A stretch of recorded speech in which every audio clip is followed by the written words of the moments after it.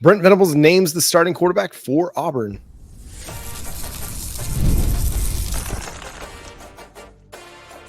You are Locked On Sooners, your daily podcast on the Oklahoma Sooners. Part of the Locked On Podcast Network, your team every day. What's up, Sooner Nation? Welcome to Locked On Sooners, and thank you for making Locked On Sooners your first listen every single day. Shout out to all the everydayers. Today's episode is brought to you by FanDuel. Place your first $5 bet, and you'll get started with $200 in bonus bets guaranteed. Visit FanDuel.com to get started. I'm John Williams. He's Jay Smith. Brent Venables on his weekly coaches show dropped the bomb that Michael Hawkins Jr. will be the starting quarterback against Auburn. Maybe not breaking news, but it is news nonetheless. I think everybody assumed this was going to be the case, Jay. Yeah, this was kind of the expectation, right? After he came into the game and he looked pretty good. 11 for 18, 180 yards. He looked like he was comfortable while also looking like he was running for his life, right? So the situation wasn't, the lights weren't too bright. He did not look like he couldn't handle it. And so because of that, we now get to see the new era of Sooner civilization. I think you hit the nail on the head there. Is he was under pressure, but it didn't look like the pressure was too much. I think oftentimes, you see young quarterbacks under duress, and I mean, we've seen it some this year where your young quarterback was under duress and he made poor decisions with the football.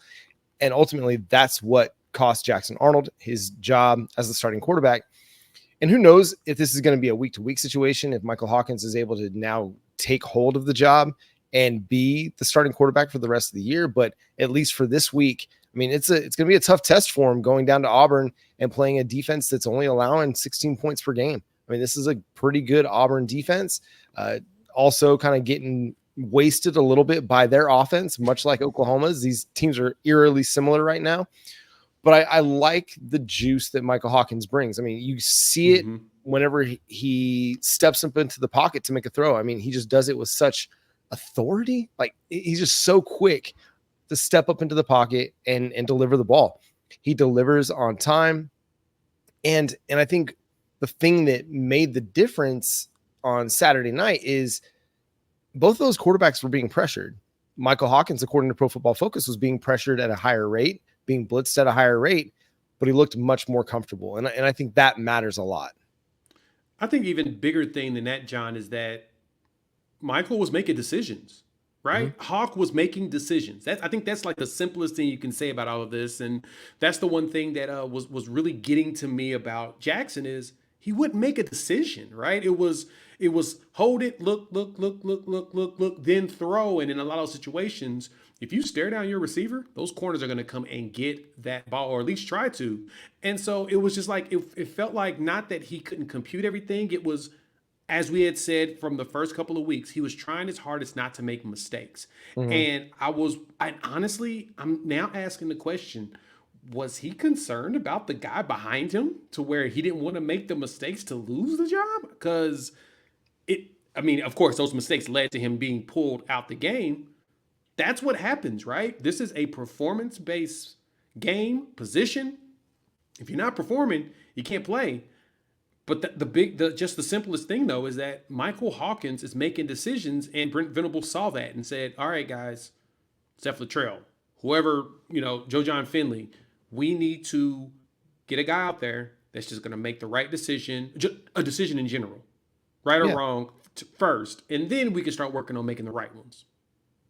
You all know how big a fan of Jackson Arnold I am. This is not going to be a shock. The dude is a very talented player, but just something is not right. He's just not playing within the offense. He's making decisions that aren't even part of a play call, according to Brent Venables. And that's when you start to understand, like, this goes way beyond just the performance and the talent. It's so much more, honestly, what's going on in the dude's head. And you hate to see a young guy go through that much stress and that much pressure and not be able to kind of rise to the occasion. But ultimately, that's what it comes down to. And you said it right, Jay. This is a performance industry. If you don't perform, and even I think, honestly, if he had his stat line where it was 7 of 16 for 53 yards, but took care of the football, they're not pulling him out of the game. If he doesn't throw that loft ball to JJ Hester where it's just easily picked off, if he doesn't throw that ball to Zion Reagans that is not a part of the concept, and if he doesn't fumble at the 5-yard line, there's a good chance that he's still the starting quarterback, whether or not Oklahoma wins or loses. I think they just got to the point where they said, listen, you're not being decisive with the football. Right. You're being too free with it, and you're not playing within the offense. So what else are we to do as a coaching staff? No, you made a good point there. Like that fumble at the 5-yard line after we caused a turnover, you can tell that when you looked at the video, if he would have just handed the ball off, Barnes probably goes around the edge and races somewhere, or, you pull it and you throw it. There was so many different decisions that could have been made. Of course, hindsight is, 50-50, as Cam Newton would say. Sometimes it just, you can just see protect the ball could have done. But it's making a decision. To me, Jackson Arnold running it up the middle the way he has done, we have not seen success really there. We've seen him successful in scrambling, but that run up the middle ain't seen no success in the first 3 games. To me, he should have never even considered it against this Tennessee team. He should have pulled and thrown at somebody's feet, something, but not trying to run. I mean, he could have pitched it in an option setting, and Barnes could have got that and got some yards. But you can't waste and squander turnovers within the red zone at the goal line. I mean, 5-yard line. How do you run into your guys, get tackled, get stopped, and then let them pull the ball out of your arms? At that point, you tuck that thing underneath your jersey, and you don't allow nobody to do nothing with it. Yeah, that's your baby. You can't let nobody touch it at that point because you're in 4-down territory. I guarantee that if Oklahoma is able to advance the ball and it's 4th and 1 at the 1-yard line or 4th and goal at the 1, they're going for it. And so you just wasted a really important opportunity, and then everything just kind of spiraled from there, and he was never able to dig out of it. But let's get back to Michael Hawkins for a second. I think he does provide you with a little bit more in the running game because of his speed. I mean, you saw just how quickly he's able to get upfield and how quickly he's able to get out of the pocket. I think the thing that is going to be interesting to see is, can they get him going early? Can they get him into a rhythm quickly in the game, as opposed to how it looked this last week, where it took really into the 4th quarter for the offense to find a rhythm with Michael Hawkins? Can they get started sooner?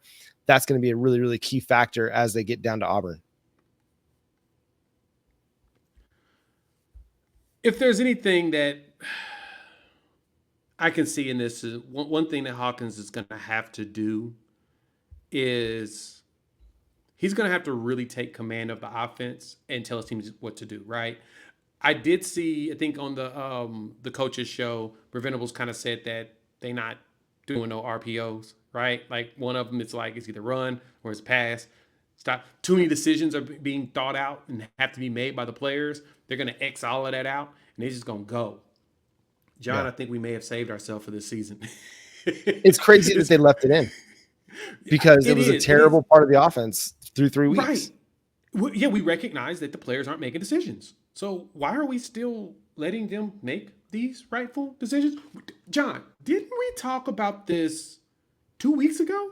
About making it to where there's no more decisions made by the players. You tell them what they're going to do. Mm-hmm. Didn't we say that? Yep. Didn't we talk about that here? I mean, I hate being that told you so police here, but I'm just saying, John, we really talked about that here specifically because we knew that that was one of the biggest issues we were running into is the decision making. Now we take that away. I think going to Auburn, if you take away a lot of those decisions and you read the defenses, in which you probably could read theirs a little bit easier right now because they're just as much, in turmoil as we are. Yeah, just go out there, not only try to muscle it and run it down their throat. You've had good moments with that. But as long as Michael Hawkins takes the check down, I think we'll be fine. Yeah, I think they've got an opportunity to do some things in the passing game with Hawkins and get him outside the pocket in the passing game. I think that's going to be beneficial for the Sooners. Agreed. He might have a new target to work with this week as Oklahoma continues to figure out their wide receiver position. We'll discuss coming up next here on Locked On Sooners. Yep, after a long day at work, I be struggling and I have to go hit the gym. So I'll go ahead and grab myself a 5 hour energy. Those bad boys have done a great job of keeping my mind right and giving me the energy I need to get a good workout in to keep my body right too. That's the only way that, I'm able to get myself functioning. And then, of course, coming here to get this recording done for you all. To me, the best part is that it's got zero sugar and it's very small, convenient, portable size. It's an easy pick me up to grab. The flavors are fantastic from watermelon, tropical burrs, grape. I got some berry that I just ordered and they're fantastic. You all should, definitely try them all. And on the site, they give you the option. What I did is I made myself a 24 pack, ordered two of them, and it's just delivered right to my front door, which is pretty convenient because I don't have to drive to the store to figure out what I want. So y'all need to check them out. Go to 5hourenergy.com. That's the number 5, hourenergy.com, and get some 5-Hour Energy products. You can use our promo code LOCKEDONCFB to get 20% off your order. The offer is only valid until September 30th on one order and cannot be used with other promotions. The code is not good on subscription orders. Go to 5hourenergy.com today.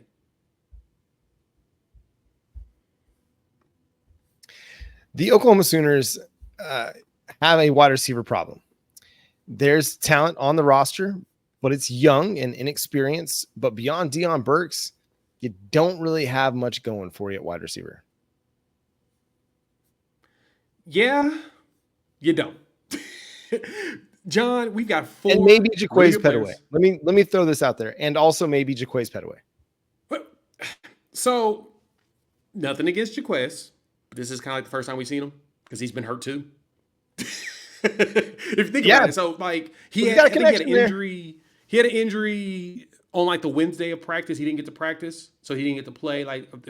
It was the Tulane game.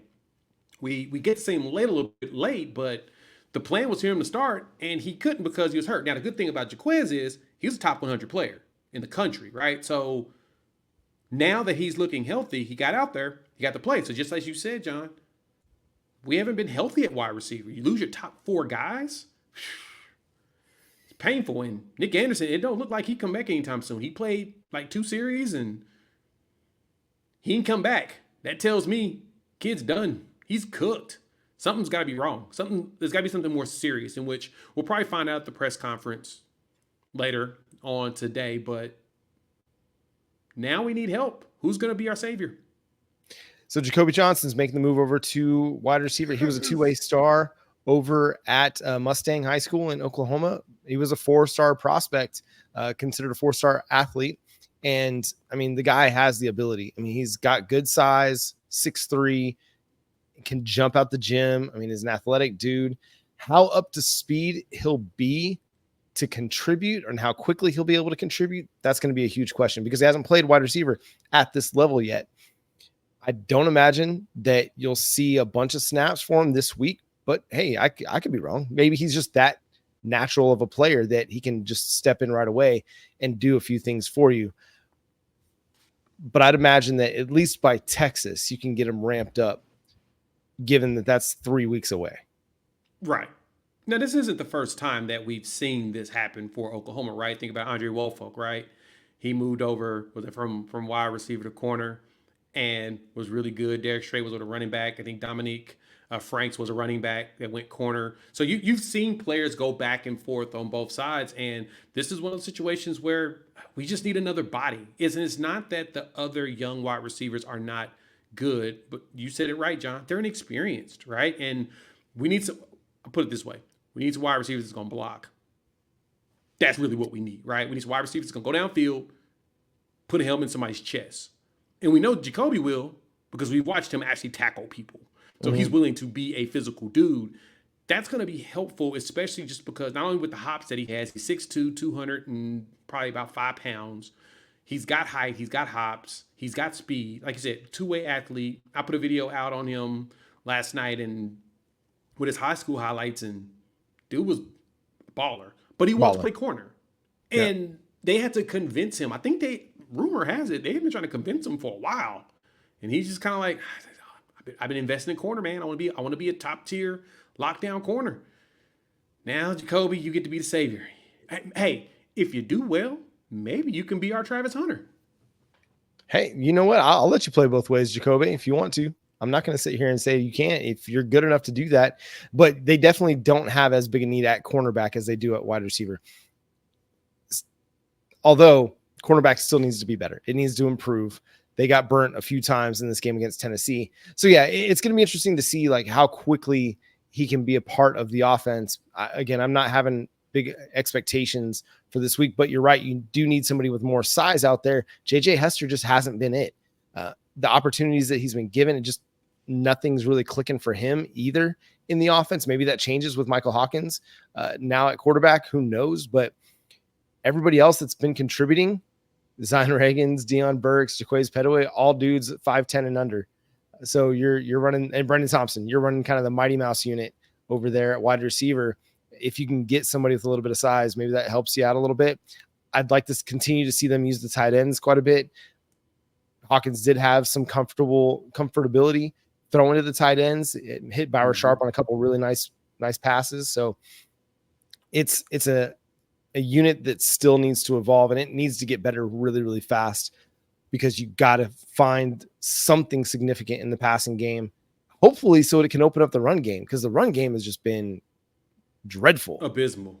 And it's wild to me that we came into this season with one of the better wide receiver units in the country. You lose one right at camp, which that was devastating. And now I realize how devastating it was, because you lose a guy like Jaden Gibson, who you expected to be one of your top dudes, and it just gets worse.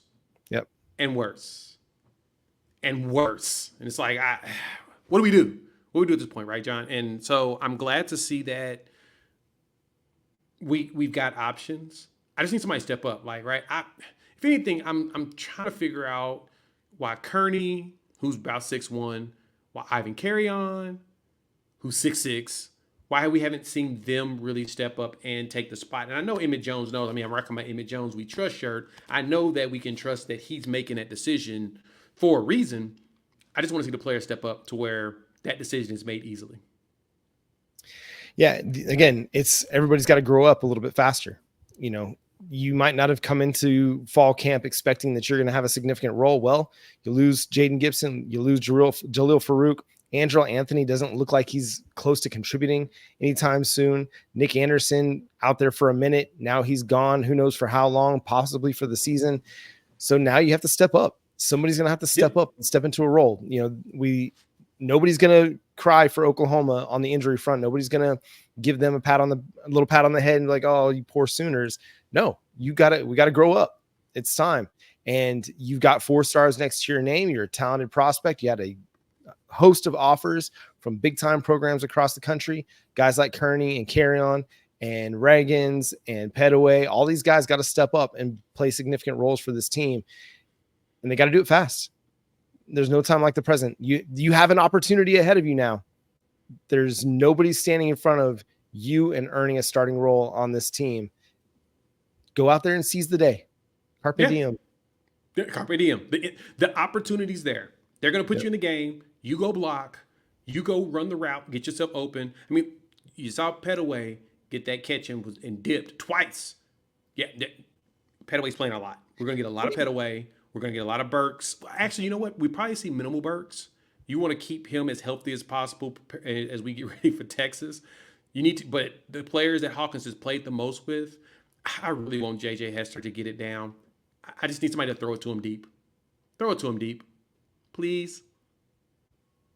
I'm good with moving on from that one. If I just don't see it, you know, and that's the thing is, it hasn't shown me anything yet to have much confidence in what he's capable of. I'm not holding anybody back. If Burks is good to go, he's good to go. He's playing his full complement of snaps. I'm honestly thinking about moving either him or Jaquez Petaway to the outside so that you can get somebody with more experience and more dynamic ability on the field. And hey, if you have to live in the short to intermediate range with these slot wide receivers, by all means do it.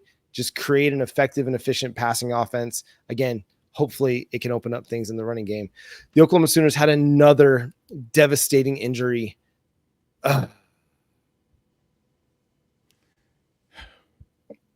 The Oklahoma Sooners head to Auburn surprisingly as favorites over at FanDuel. Right now, they're 2.5-point favorites as they get ready for the Auburn Tigers. The over-under is looking at 45.5. Pretty salty there if you're looking at playing the points. Probably want to take the under, but FanDuel is America's #1 sports book right now.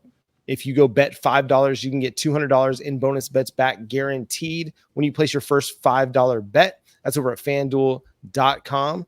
Again, FanDuel is America's #1 sports book, FanDuel.com. So, Jay, Kendel Dolby, he suffered the dislocated ankle and was confirmed by Brent Venables that he will be out for the season. Just another devastating blow to the Oklahoma Sooners. This time, though, on the defensive side of the ball, Kendel Dolby, man, he's been nothing but a baller since he showed up to Norman. He was my favorite pickup in that class, especially as a JUCO player. Like, when I watched his tape, I was like, oh, no, he likes to hit. At his size, he likes to hit. Comes from NEO. He likes to hustle. And I am so glad that we were to get him in Miami, Oklahoma, go up the road and say, come on down a little bit further. I mean, he's our one of our 4 Ohio kids that have all come here and have shown out. And so seeing that injury, I was just like, just unlucky. Because that's all it was. And I love Venables' response to a question from someone in media about that, asking, what do you do about his injuries? It's like, what, a guy that goes in for a tackle and somebody falls on him? What am I supposed to do about that? Like, how do I answer that question? Because you can't, right? Like, sumo suits. You put everybody in sumo suits.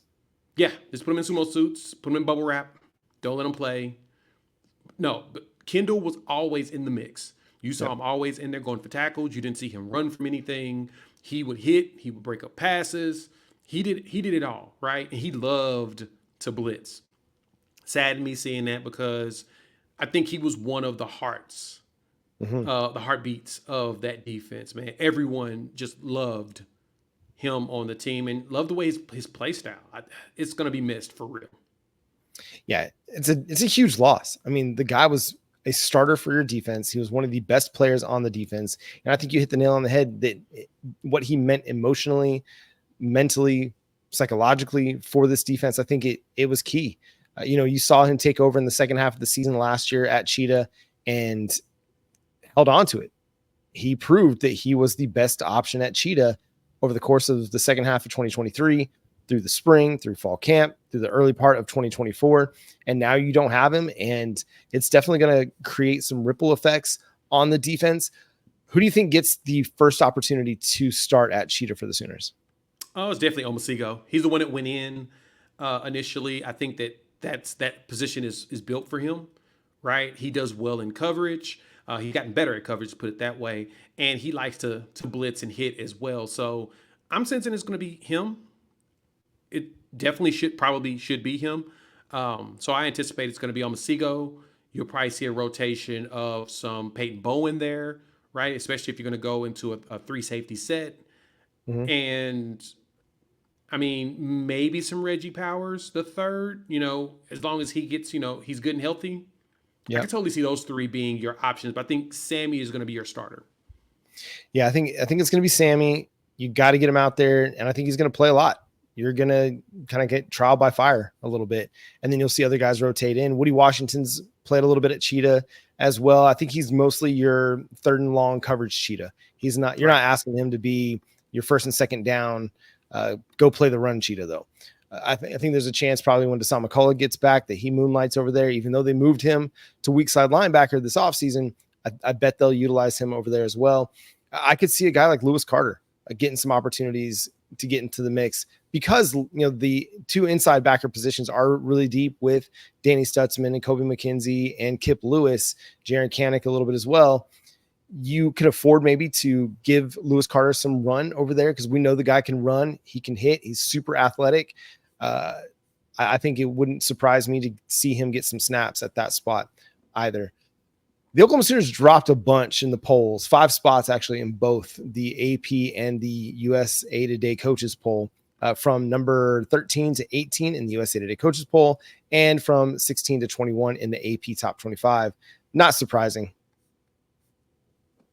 I think the thing that surprised me is that we're still in the top 25. Yeah. I'm going to be absolutely honest. Just as bad as we looked offensively, I figured we would get punished more. That's very surprising that we're actually still, like, the coaches still have us at 18, right? And then the AP has us at 21. I would have thought that we would have been pushed all the way down to like 26, right? Being just outside of it, even though only one loss and we lost to the number 5 team in the country. I would have not thought that was number 6 at the time, but I would have never thought that we would have stayed that just in this range, right? In the mid 20 range. Like, even ESPN's Football Power Index has us right at like 17. And it's like, that just does not sound right for how the performance was on this team. So, but Yeah. I'm not complaining. Yeah. We should be, now we got to do is keep proving ourselves. And if we show a better product, I think on offense, and the defense keeps doing the same product that we're getting now, I could totally see us maintaining a ranking for the rest of the season. Yeah, they just got to find some consistency offensively. You mentioned, the Football Power Index for ESPN, still in the top 20 there. What's fascinating is you go look at the ESPN matchup predictor, which gives win probabilities for each game the rest of the season based on the simulations that they run and all the new information that they have this year. Oklahoma's gone from, in the preseason, what was a 9-3 projection by the ESPN matchup predictor, to now 6-6. So lost a lot of win probability points in a lot of games. Actually, the one game where they did gain some probability points, Missouri, because Missouri had to go to double overtime against Vanderbilt. So, interesting. But you're looking at a tough slate the rest of the way. And man, I did not think this offense was going to be this bad through 4 games of the season. Hopefully Michael Hawkins gives you enough of a spark that you can find something more consistent, because the defense is ready to roll. The defense is good to go. And I thought that they would be much better and probably a top 25 defense this year. They're exceeding my expectations for what they could be. John, ESPN's defensive efficiency ranking has us number 10. You go back to the start of that game, dude, they were balling out against Tennessee. And Tennessee's number 1. Balling out. Like, it's bananas that we're ranked number 10 in defense efficiency, 112th in offense. Of course, that's the reason why. Our offense is so bad, it drops us to 56th overall. So bad. If we finish with a top 10 defense, I'm going to be so mad that this offense wasted and squandered it. Mm-hmm. We've got to figure it out. Yeah. We got to figure it out. And right now, it's in your lap, Michael Hawkins. Please show us that you can do just enough so that this defense can continue to be top 10 and our offense can go out there and put enough points up to win. I don't care if we win every game by 3 points moving forward. Just win, baby. Just don't waste the gifts that the defense gives you. Yep. 3-0 every game. I'm happy. That's right. That's right. Just do what it takes. Nothing more, nothing less. Just do what the game is asking you to do. I don't care if we have a 300-yard passing game at all this year. I don't care if we score another offensive touchdown. If you win playing Iowa Hawkeye football, as much as I've dogged on Iowa over the last few years, play Iowa Hawkeyes football and go win. That's all that really matters. And Michael Hawkins has a grand opportunity to cement himself as the Oklahoma Sooners starting quarterback this Saturday afternoon against the Auburn Tigers. We will get you ready for that game. We'll have our crossover with Zach Blackerby of Locked On Auburn. We're going to talk with Max Chadwick of Pro Football Focus later in the week as well to get his take on what is up with Oklahoma's offense, in particular the run game. My gosh. And so we can't wait to dissect that and break it all down for you. We'll have our predictions and keys to the game later in the week as well. So make sure you're tuned in and subscribe to the show wherever you get your podcasts. We're free and available on all platforms and on YouTube. So hit that subscribe button, hit that notification bell to let you know when new episodes drop. Follow Jay at Unfair Sports. Myself is at John 9 Williams. The show is at Locked On Sooners on all the social media profiles, platforms. So go hit the follow button over there. But until next time, he's Jay Smith. I'm John Williams. We'll catch you then. Boomer. Sooner.